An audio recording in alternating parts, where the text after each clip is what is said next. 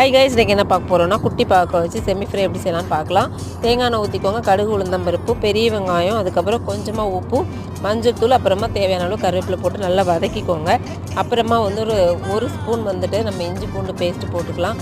அதையும் போட்டு நல்லா வதக்கிட்டு நான் குட்டி பாவக்காவை குட்டி குட்டியாக ரவுண்ட் ஷேப்பில் கட் பண்ணி வச்சுருக்கேன். ஸோ அதையும் போட்டுட்டு நல்லா ஃப்ரை பண்ணுங்கள். தண்ணியே ஊற்றாமல் நம்ம ஊற்றிருக்கிற எண்ணெயிலே வச்சு தான் ஃப்ரை பண்ணணும். ஒரு 10 மினிட்ஸ் அப்படியே சிம்மில் வச்சுட்டு அப்படி வேக விட்டுருங்க. இப்போ நல்லா வெந்ததுக்கப்புறமா கொஞ்சமாக ஒரு ஸ்பூன் வந்து தனி மிளகாத்தூள் போடுங்க.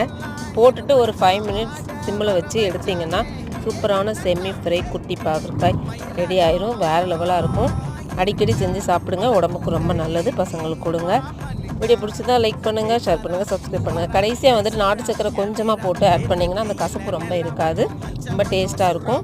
நீங்களும் செஞ்சு பார்த்துட்டு எப்படி இருக்குன்னு சொல்லுங்கள். Okay, bye guys.